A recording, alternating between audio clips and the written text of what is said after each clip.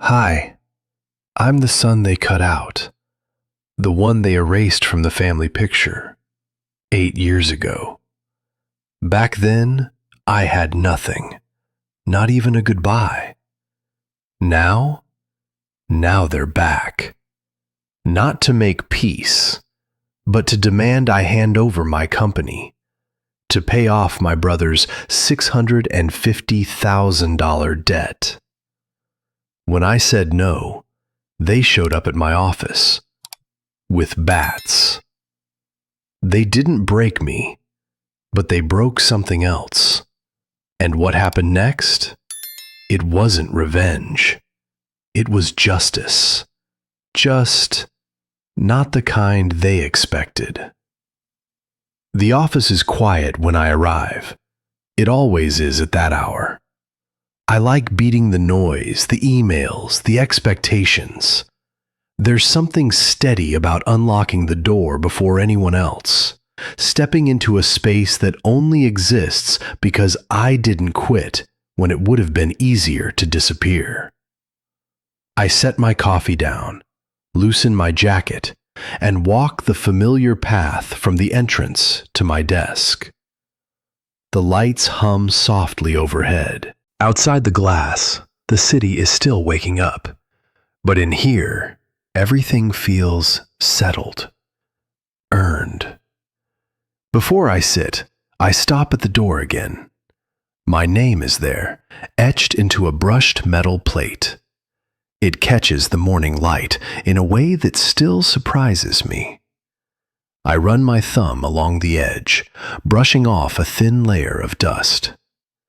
I remember paying extra for that plate when the company was barely more than a promise and a rented room. People told me it was unnecessary. I told myself it was proof that I'd made it far enough to put my name on something and not feel like I was tempting fate. That life didn't come from luck. It came from being cut loose. 8 years without a call will teach you things. Not dramatic lessons, quiet ones. Birthdays that pass without a message. Holidays you spend working late because there's no table waiting for you. You stop checking your phone. You stop expecting explanations. I was the youngest son. The one who didn't fit the mold they'd already decided on. When I stopped agreeing to clean up messes that weren't mine, I stopped being useful. That's how it went. No shouting match, no final speech. Just silence that settled in and stayed. So I built rules. I don't revisit closed doors. I don't pretend distance didn't hurt. I move forward. That's why the knock doesn't make sense. It comes too early. Firm, deliberate. Not the casual tap of an employee, not the buzz of a delivery. I glance at the clock, then at my calendar. Nothing scheduled. I expect a mistake when I open the door. Instead, I see my parents standing in the hallway. My brother is with them. Time does something strange in that moment. They look older, but not unfamiliar. My father's posture is still rigid, his gaze already drifting past me. My mother's hands are folded too tightly. My brother stands a step behind them, eyes fixed on the floor. No one smiles. They take in the office first, the clean lines, the framed certificates, the glass walls. Their eyes move like they're counting things. What I feel isn't anger. It isn't relief either. It's a pressure, deep and sudden, like a memory my body remembers better than my mind. 8 years vanish, and somehow none of them think to say that. My father clears his throat, as if this is a meeting he scheduled. My mother says my name the way she used to, soft and familiar, as though familiarity is a shortcut back to belonging. I don't step aside. I don't invite them in. I stand where I am, hand still on the doorframe. They talk around the time that's passed, about traffic, about the building, about how long it's been since they were in this part of town. My brother says nothing. He doesn't meet my eyes. Their ease unsettles me more than shouting would. They act like silence was mutual, like nothing was broken. I listen without interrupting. Years of building something from nothing taught me when not to speak. My mother's gaze drifts again, lingering on the desks, the equipment, the quiet efficiency of the place. My father finally looks at me, really looks, and asks a question that lands heavier than it sounds. "So," he says, voice measured, "is this all yours?" There it is.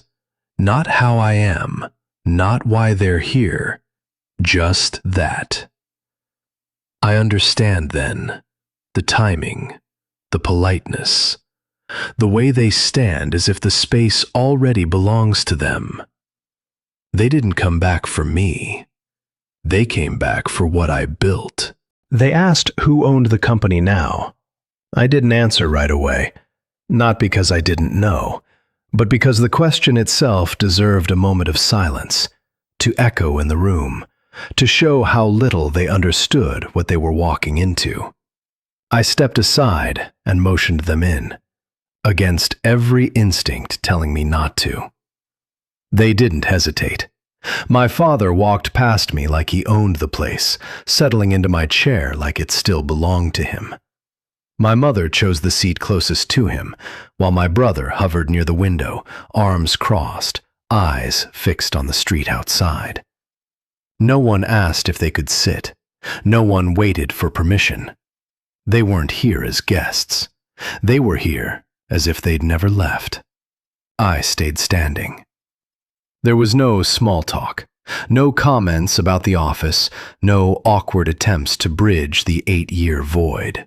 My father looked at the glass table in front of him, then up at me, with the same expression he used to wear when lecturing me about discipline and sacrifice. It was that fatherly face that always managed to make everything sound like my fault, no matter what the topic. "You're doing well," he said. It wasn't admiration. It was inventory. I said nothing. My mother leaned forward slightly, clasping her hands as if she were about to pray. "Your brother's been struggling," she began, her voice soft but deliberate. "He got involved with the wrong people. He was misled. It spiraled." My brother still didn't speak. He stood there like a statue, like this wasn't really about him at all. More followed. A business gone bad, some shady partners, a loan he never should have signed, and then the number. $650,000, my father said, landing it with a finality that suggested it should explain everything. I didn't blink. Not because it didn't matter, but because it mattered too much to flinch. If I let myself react, even a little, they'd take it as an opening. I let the silence expand, just like I'd learned in every negotiation room over the past decade. Silence is uncomfortable for the unprepared. "His name is on documents," my mother added, her voice now edged with urgency. "There's legal pressure. If we don't act, they'll come for the house, his credit, everything." I stood still. They used words like family, reputation, legacy. My father talked about duty. My mother talked about forgiveness. But none of it rang real. What stood out most was what they didn't say. They didn't ask how I'd survived the years after they cut me off. They didn't ask how I built all of this from nothing. They didn't ask if I was okay. This wasn't concern. This was calculation. Finally, my father leaned forward, his voice low and flat. "We need you to transfer ownership of the company to your brother.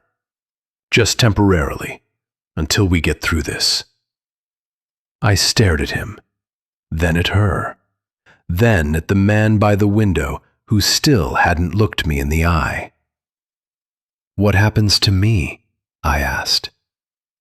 The silence was louder than anything they'd said so far. My mother looked down. My father's gaze didn't waver. My brother turned his head as if that would shield him from the question. And just like that, it was clear. They hadn't come to ask. They'd come to take. I let out a breath and walked around the table, deliberately slow, like I was buying myself one last second before I crossed a line I couldn't uncross. "No," I said. Quiet, but definite. They didn't respond immediately. My mother's lips parted, maybe in disbelief. My father leaned back. My brother finally turned his head toward me, his expression unreadable. I kept going, calm, measured. This company isn't just paperwork. It's not something I found on the street. I built it. Every contract, every hire, every sleepless night, it's mine. And it doesn't exist to bail out someone who hasn't lifted a finger for me in 8 years. My father's face stiffened. "We're not asking you to give it away. It's temporary." I shook my head. Temporary becomes permanent real fast when lawyers get involved. You know that. My mother stood now. "We're trying to protect our family." "Our family?" I repeated, letting the words sit. "You mean the family that decided I was disposable the moment I stopped being useful?" My brother took a step forward finally, his first movement since they entered. "It's not like that." I looked him in the eye for the first time. "Then what is it like?" He had no answer. He looked away again. I leaned both hands on the table, steadying myself. I already lost one family because I stood up for myself. I'm not going to lose what I've built just to earn my place back in one that never wanted me. It wasn't a raised voice. I didn't need to yell. The truth did all the heavy lifting. My father's mouth tightened. "You're being selfish." "No," I said. "I'm being fair. For the first time in this family." Something shifted in the air then. It wasn't anger. It was realization. They knew they weren't getting what they came for. They'd dressed it up with guilt and responsibility and second chances, but underneath, it had always been a demand. A collection call, masked as a family reunion. I didn't move as they stood. My mother looked like she might cry, but didn't. My father walked past me without another word.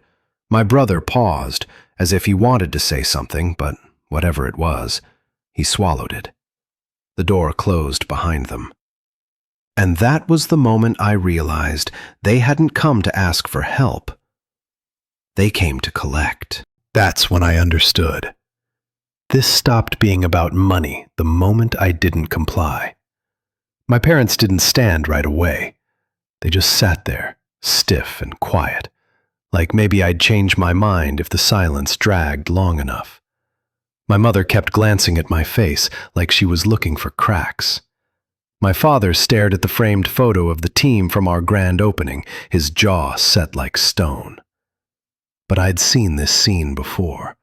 Not in this office, not with these titles on the wall or this view out the window, but somewhere smaller, dimmer. 8 years ago. back when I was still trying to prove that I was worth something, even if only to them. That was the first time I said no. And even now, I remember every second of it. It was a Sunday. We were all crammed into the dining room, where the clock on the wall always ticked too loud and the chairs creaked no matter how still you sat. I was 25, tired, chasing freelance jobs just to keep the lights on. My phone buzzed constantly with overdue notices. But I still showed up when they asked for a family meeting, because back then I believed family meeting meant something. It didn't. My father led the conversation, just like always. My brother sat next to him, arms crossed, lips pressed tight. My mother had that look, half pity, half pressure. I remember she started with something soft, like, "You know we're proud of how hard you've been working." And then came the ask. My brother had made a bad investment, some real estate project that was supposed to take off, but collapsed before the second phase broke ground. He'd borrowed too much, didn't read the fine print, and suddenly creditors were circling. They wanted me to help. Not just help, bail him out. "It's temporary," they said, "just until things stabilize." I asked them one question. What happens if it doesn't work out? No one answered. Not right away. My father looked at me the same way he looked at employees who dared question policy. Stern, unyielding. "If you can't be there for your family now, don't expect us to be there for you later." That was it. No blow-up, no screaming match, just silence. And then a slow, cold erasure. By the end of that week, my access to the shared family account was gone. My name was removed from the health insurance plan they'd promised to keep until I got on my feet. The spare key to their house I'd carried since college? Deactivated. I found out the hard way when I stopped by to grab my things. They cut me off like you cut off a bad limb. Quick. Clean. No funeral. And here they were now, in my office, hoping I'd forgotten the surgery. What they didn't know, what they never bothered to ask, was what came next. The first 6 months were brutal. I slept in my car some nights, parked behind the gas station where I picked up part-time shifts. I showered at the gym. I answered emails at public libraries because I couldn't afford Wi-Fi. But I didn't beg, not once. I found clients, small ones at first, editing work, website design, even helping people set up online stores. I taught myself things I couldn't afford to study formally. I watched, I failed, I adjusted. Eventually, I found my rhythm. I signed my first office lease a year and a half later. It was tiny, windowless, and smelled faintly of bleach, but it was mine. I bought a second-hand desk, painted the walls myself, and wrote my name on the glass door with a label maker. I didn't use our last name, because that name had always belonged more to them than to me. Every dollar I earned after that was mine. Every connection, every contract, mine. I didn't owe them. I didn't ask for a loan. I didn't so much as send a postcard. And now, after all that, they sat in front of me, waiting for me to forget it ever happened. The irony of it? I wasn't angry. Not the kind of anger that yells and slams things. I felt something else. A calm, quiet certainty that settled in my chest like a final puzzle piece dropping into place. They hadn't returned for reconciliation. They'd returned because they believed I hadn't changed, that I was still the youngest son, the expendable one, that I'd still fold if they spoke in the right tone, dangled the right kilt. I looked at them again. My mother still had her hands folded like she was praying. My father still sat in my chair, back straight, lips tight. My brother, silent as ever, stood now, pacing slowly by the door. I wondered if he remembered that last conversation 8 years ago. If he recalled the way he looked relieved when I said no. Like maybe he knew deep down it wasn't fair to ask. But if he remembered, he didn't show it. Instead, he stopped pacing and turned to face me. "You're really not going to help?" he asked. First words he'd spoken since stepping in. I nodded. "That's right." A pause. A beat too long. Then he shrugged. "Figures." That word, figures. As if my boundaries were a character flaw. As if the years I clawed my way out of rock bottom were some kind of personal insult to him. I stood and walked around the desk. "You know what's funny?" I said. "I used to think I'd done something wrong. That maybe I wasn't enough. That if I'd just worked harder, said yes faster, I wouldn't have been cut off." They were quiet now. No arguments, no clarifications. "But it wasn't about me, was it?" I continued. "It was about obedience, about control, about whether I could be bent to fit whatever mold made your lives easier." My father opened his mouth, then closed it again. I leaned back against the edge of my desk. "You didn't disown me because I failed you.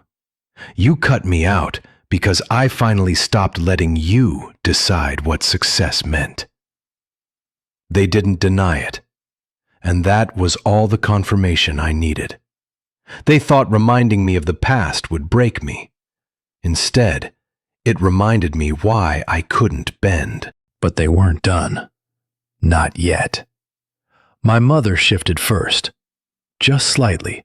Her shoulders relaxed, her hands unclasped, then refolded in her lap.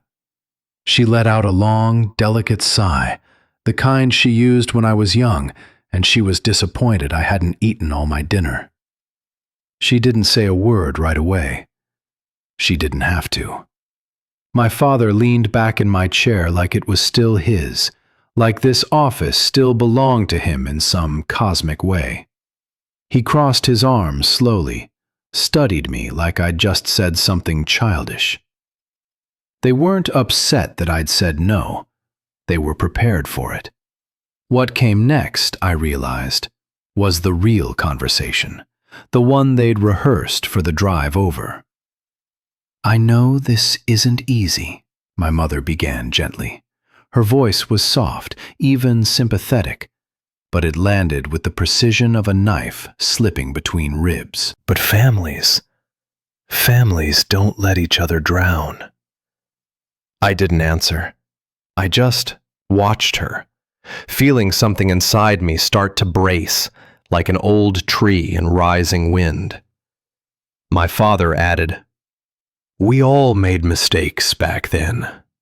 You distanced yourself. We understand. Maybe we didn't handle it the best way either." It was the first time he'd come close to acknowledging what they did.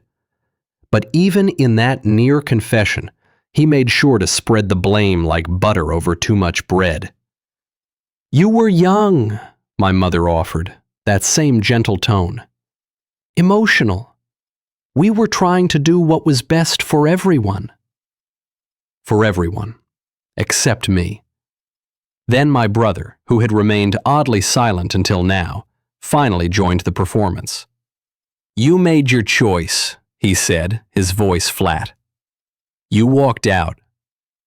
I turned to look at him, letting the silence hang a moment too long. I didn't walk out.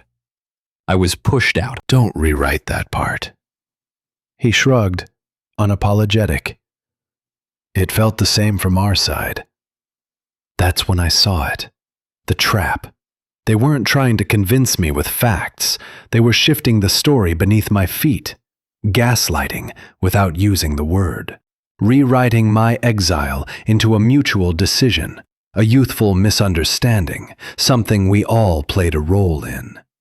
And behind every word, every sigh, every carefully neutral sentence was pressure.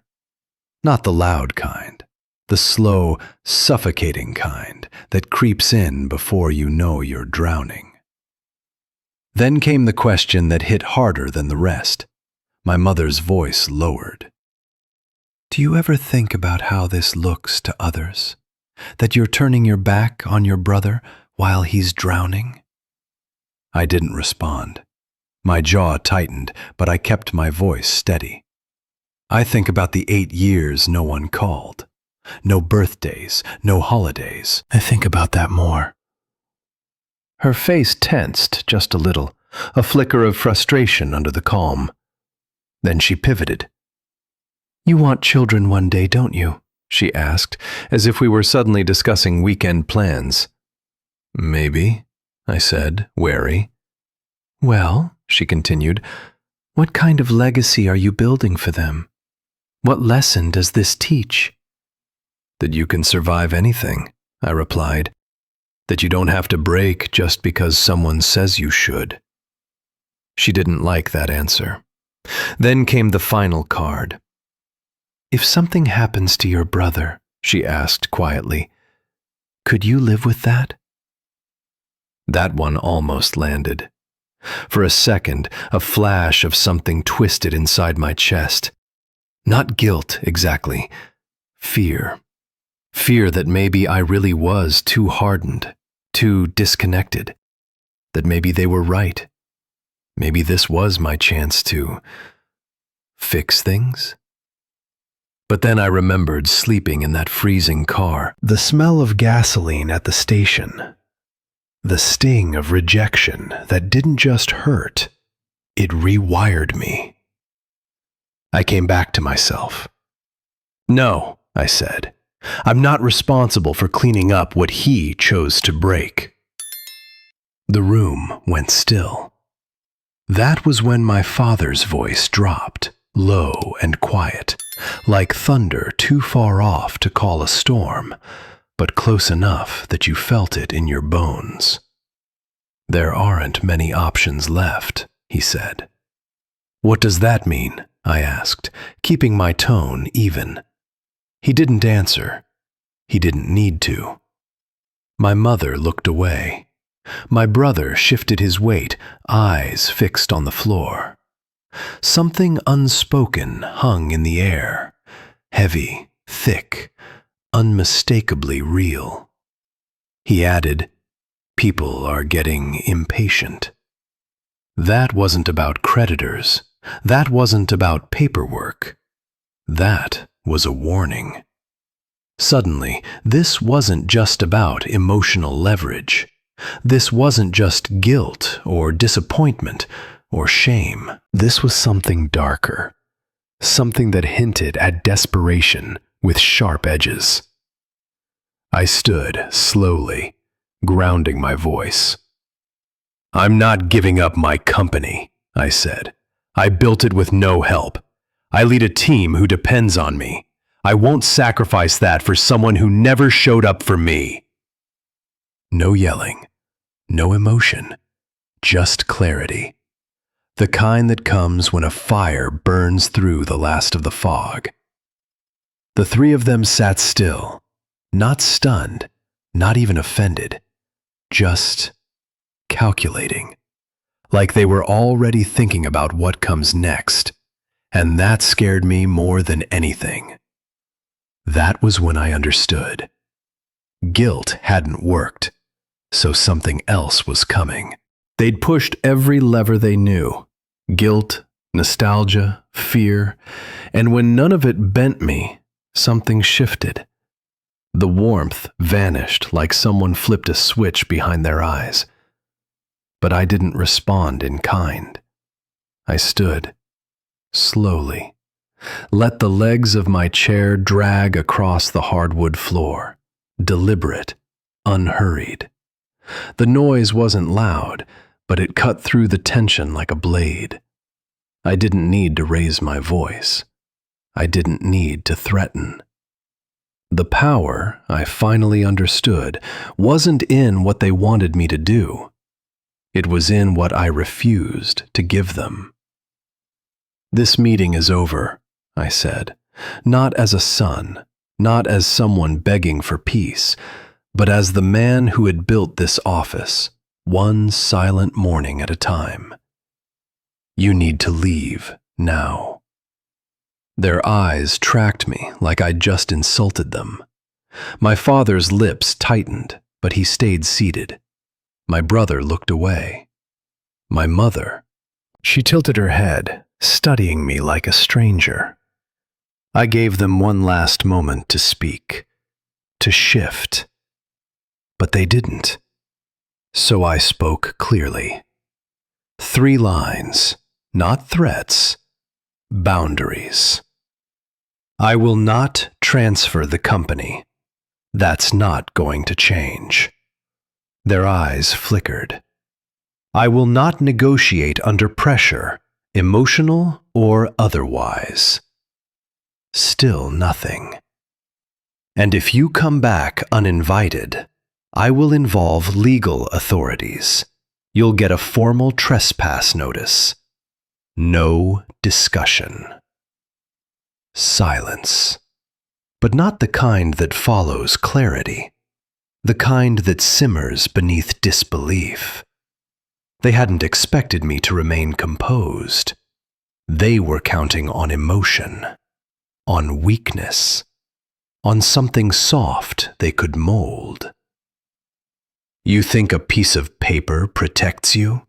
my father said after a pause, low and calm, but it was there, that old edge in his voice, the one I remembered from every time I tried to say no as a teenager. He wore the same faint smile now, the one that said, "You don't really mean it."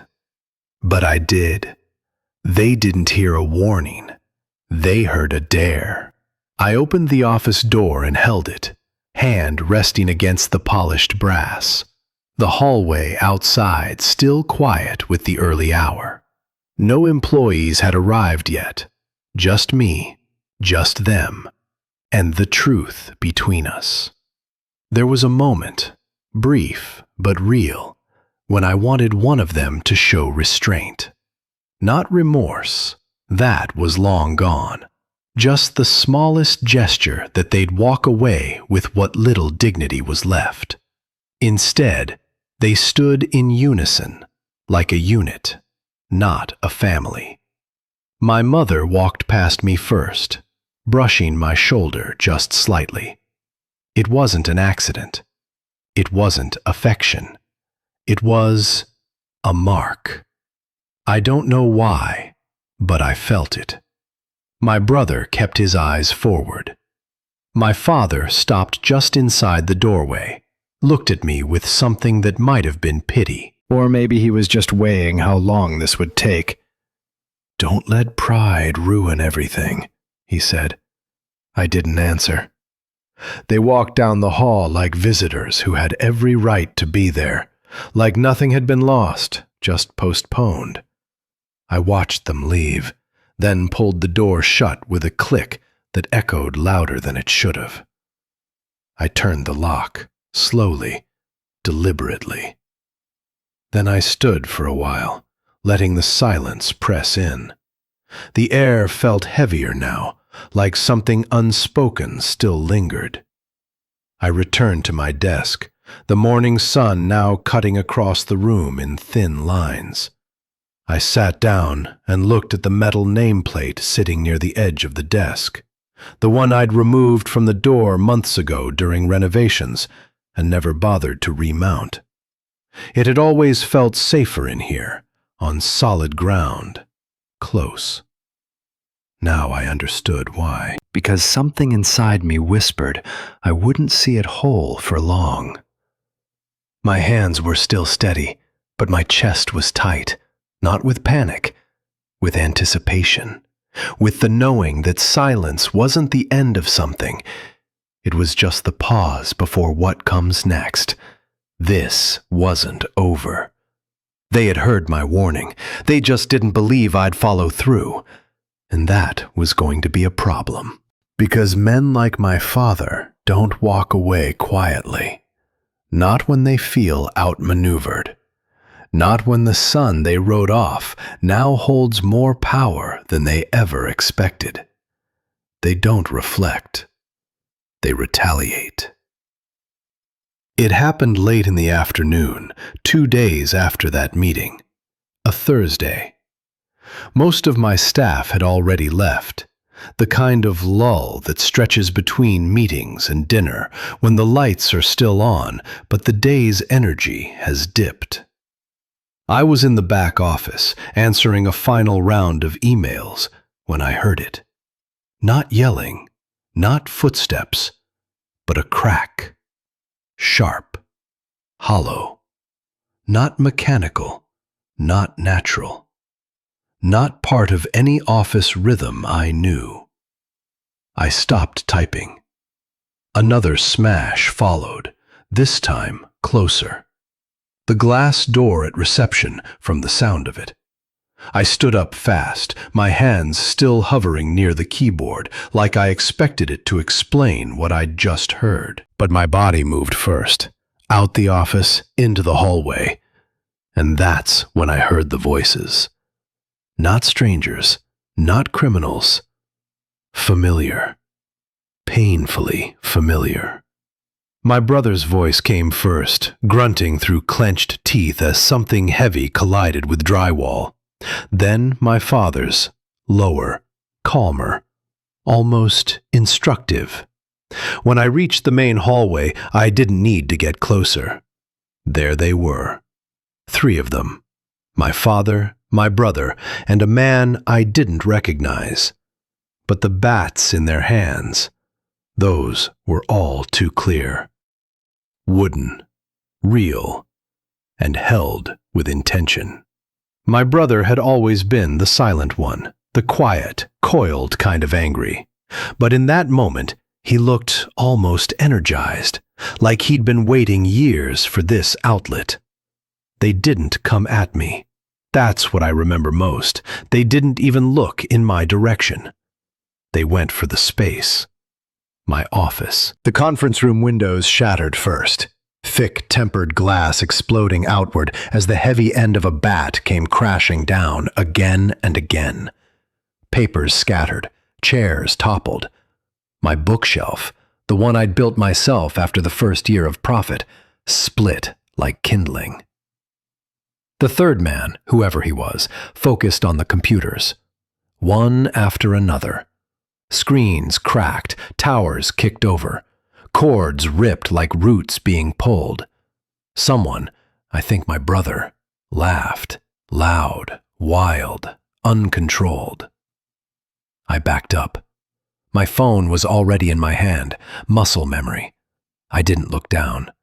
I dialed 911 and pressed the speaker on instinct. "Emergency services, what's your emergency?" I didn't answer. They could hear it. The bat slamming into metal, furniture splintering, my father shouting, "Keep going! Finish it!" I stepped into the side storage office, shut the door gently, and locked it, not out of fear, but because I needed one quiet place, one single moment to think clearly. The woman on the line kept asking if I was safe, if anyone was hurt. "I'm in the building.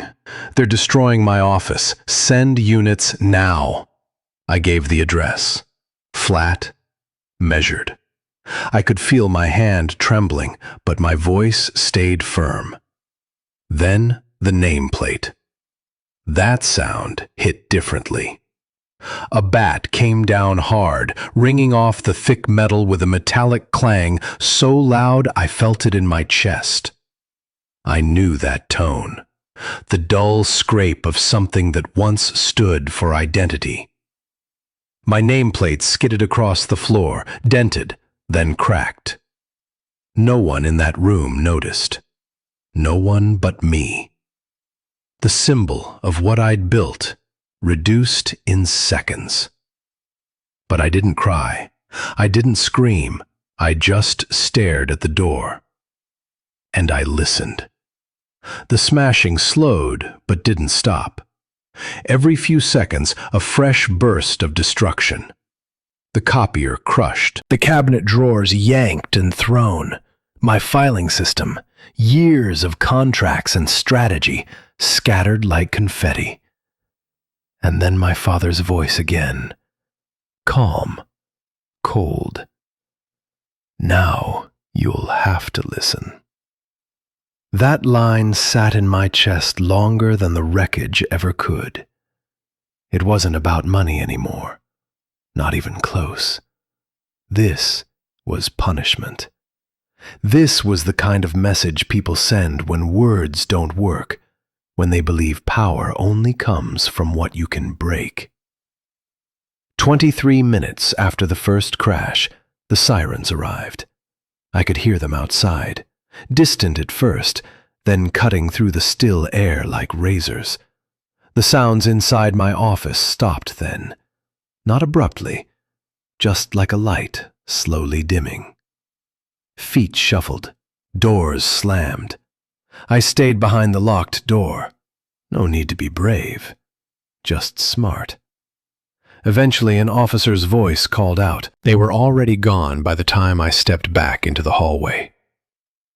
Gone, but not unnoticed. What they left behind looked like the remains of a riot.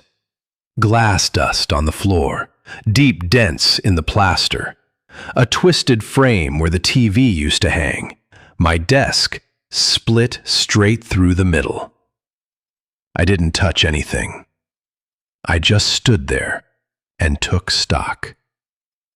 It would take weeks to repair, maybe more. The insurance wouldn't cover most of it, not when it was family. They'd ask questions. I'd have answers. But the deeper cost, that invisible one, was already paid. And in that mess, I realized something they hadn't. They thought destroying my office would corner me. What they didn't know was that the building wasn't mine anymore. I stayed in that side room long after the chaos had quieted. Not out of fear, not even out of caution. I stayed because I was calm. Calmer than I should have been, considering what just happened. Through the thin wall, I could still hear the shuffle of broken glass under shoes, the occasional thud of a chair being kicked or stepped over. But no more shouting, no more smashing, just the breathing of a storm that thought it had passed. I leaned against the cabinet and let the silence stretch. I wasn't shaking anymore. In fact, something inside me had settled. Not peace exactly, but clarity. The kind that clicks into place when your instincts and your decisions align perfectly. I thought about everything they had done, and, maybe more importantly, everything they hadn't bothered to do. They never asked about the ownership, never asked about the lease, never asked about the new LLC I'd formed or the title transfer I signed 6 months ago. They didn't ask because they thought they didn't need to. They assumed. They always assumed. That's what built the foundation of their power. Assumption. That I would cave. That I would break. That they could barge in and own my world with nothing more than legacy and last names. And just like that, their greatest weapon, arrogance, became their biggest mistake. Because 3 months ago, after a series of tax incentives and a strategic partnership, I sold the building to a holding company. The name on the deed changed. I remained the tenant, with a long-term lease and the first right of renewal. On paper, it looked like I still owned it, but legally, I didn't. And that changed everything. All the glass they shattered, all the machines they broke, every wall they dented, every chair they split, Every file they flung across the floor. None of it belonged to me. Not anymore. And while they thought they were attacking me, punishing me, all they really did was commit felony-level property damage against a company with no blood ties to any of us. I didn't even have to press charges personally. They handed that power away, freely. The irony almost made me laugh, if not for the quiet weight of what it meant. The end of a chapter. The line wasn't just crossed, it was burned. Then came the sirens. They cut through the late afternoon haze, sharp and escalating. I heard them before anyone else reacted. First from the street, then growing louder as they approached the building.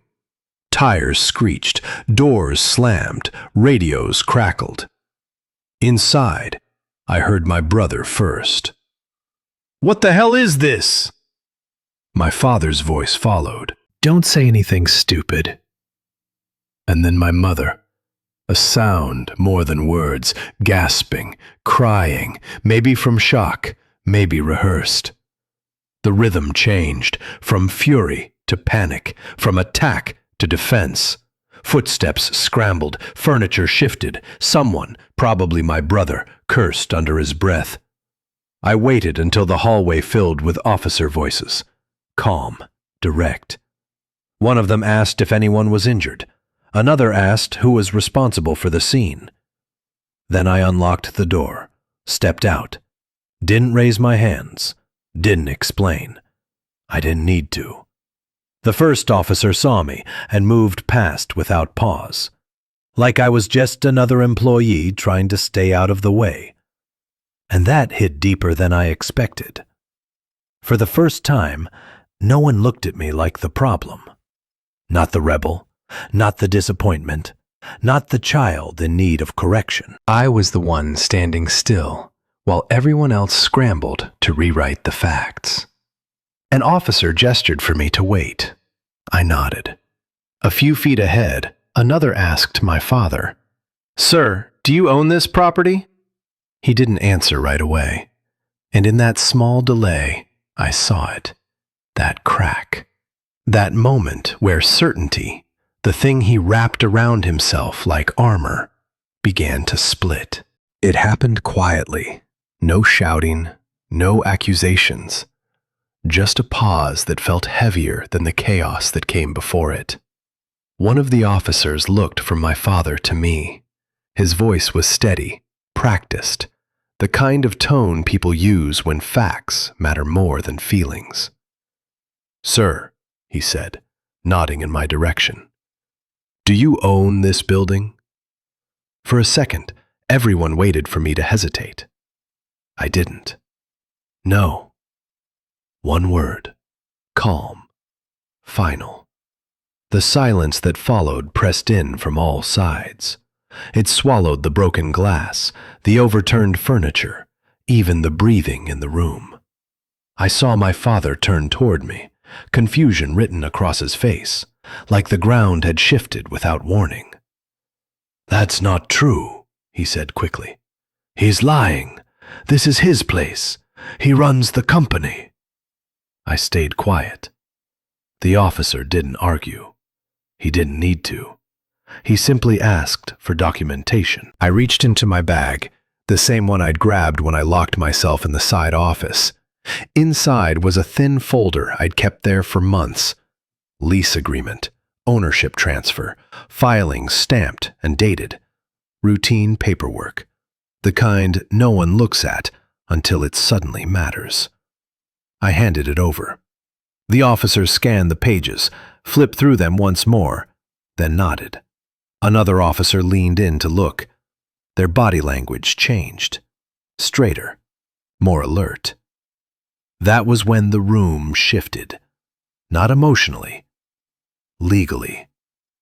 My father stepped back, his mouth opening as if to say something else, then closing again. He looked around, searching for an angle that no longer existed. Authority was no longer his to claim. It had moved, silently, impersonally, into the hands of the people wearing badges. One of them spoke, clear and unembellished. Damage to property not owned by you. Unauthorized entry. Multiple witnesses. This is no longer a civil matter. Just like that, the story they'd walked in with fell apart. This wasn't a family disagreement anymore. It wasn't about loyalty or duty or second chances. It was about accountability.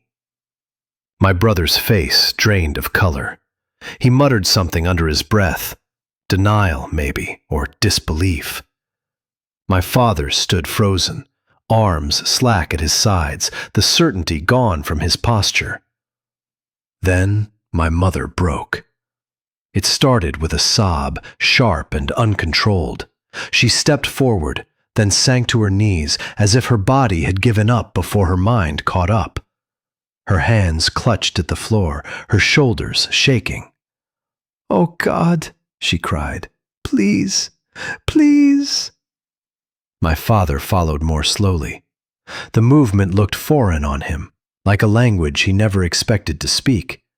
He dropped down beside her, heavier, his pride collapsing under its own weight. He reached for my sleeve, his grip tight and desperate.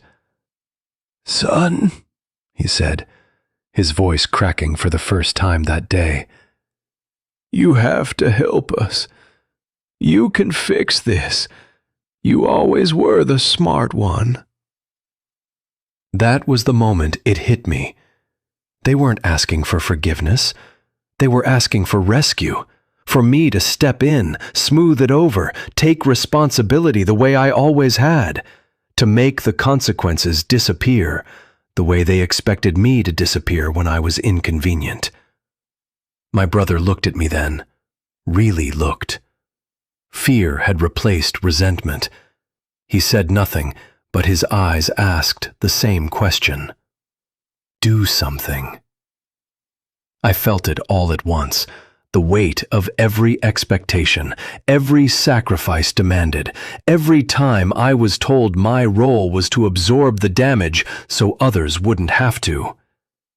And I realized something with a clarity that surprised me. This was the power they never wanted me to have, the power to choose. The officer glanced at me. "Sir," he said, "we'll need to know how you'd like to proceed." For the first time in my life, the room waited on my answer, and for the first time, I didn't rush to give one. I looked at them. Not as family, not anymore, not in the way they needed me to. I saw people.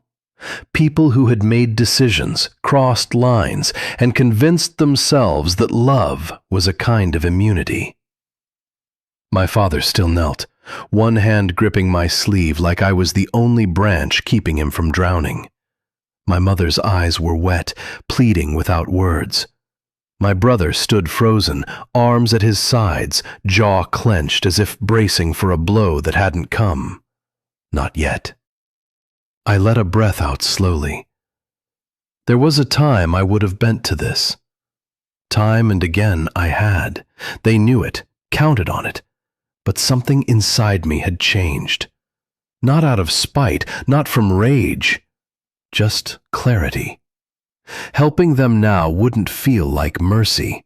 It would feel like returning to the version of me they'd always preferred. Quiet, compliant, conveniently loyal. The one who absorbed consequences they caused. Who didn't ask questions.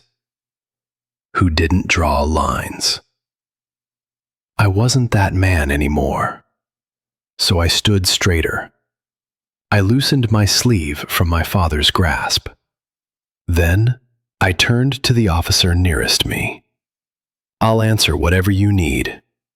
He nodded, pulled a small notebook from his vest pocket. "Did you witness the damage take place?" "Yes," I said evenly.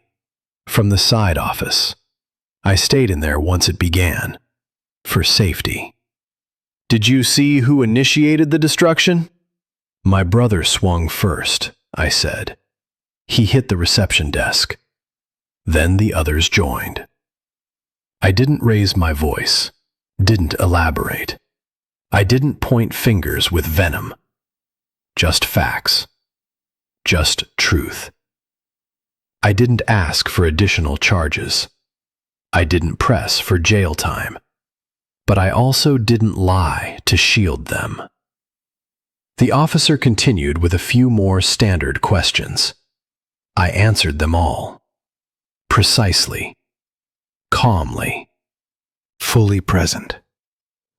Behind me, I heard my father mutter, "This is insane." One of the officers approached him. "Sir, I need you to remain seated. You'll have a chance to speak soon." He didn't resist. He was too busy trying to figure out when it had all flipped, when I had stopped needing their approval, when I had learned to stop offering forgiveness before it was even asked. After the last question, I stepped aside to let the officers finish their work. Statements, photos, inventory. My mother whispered, "We're still family." I turned my head just enough for her to see my face. I didn't harden my expression. I didn't glare. "Family," I said, "doesn't come through the door swinging bats." Her face tightened, as if the words landed where she still had feeling. My father spoke again, quieter this time. "We made a mistake, but you don't just walk away." I paused. "I'm not walking away," I said. "I'm closing the door. There's a difference." And I did. I stepped past them, the wreckage, the ruined furniture, the shards of glass that glittered like confetti at the feet of an ending, and walked toward the elevator. Each step felt like breathing out a burden I hadn't realized I'd still been carrying. I didn't look back. Weeks passed. The new office was smaller, quieter. No framed mission statements, no polished nameplate on the wall, just a matte black plaque with the suite number. The old nameplate, the one that had bent under my brother's bat, sat in a cardboard box I hadn't unpacked. It still had dust on it, still smelled faintly of pine cleaner and burnt wiring. I thought about tossing it once or twice, but I kept it. Not for nostalgia, not for pain, but as a reminder. I didn't keep the company to win. I didn't draw those lines to punish anyone. I kept it because it was mine, because it represented the work I'd done, the nights I stayed late, the weekends I skipped, the people I hired and treated right. I hadn't lost my family the day they came in with bats. I lost the illusion that they would ever protect me. And that illusion, that hope, had kept me tethered far longer than their approval ever had. I survived that loss once already. So when I stood in my new space, alone but whole, I didn't feel triumphant. I just felt free. The past didn't own me anymore, neither did their expectations. And the silence they left behind wasn't empty. It was clean. It was mine. Sometimes the only thing you can save is yourself. And that has to be enough.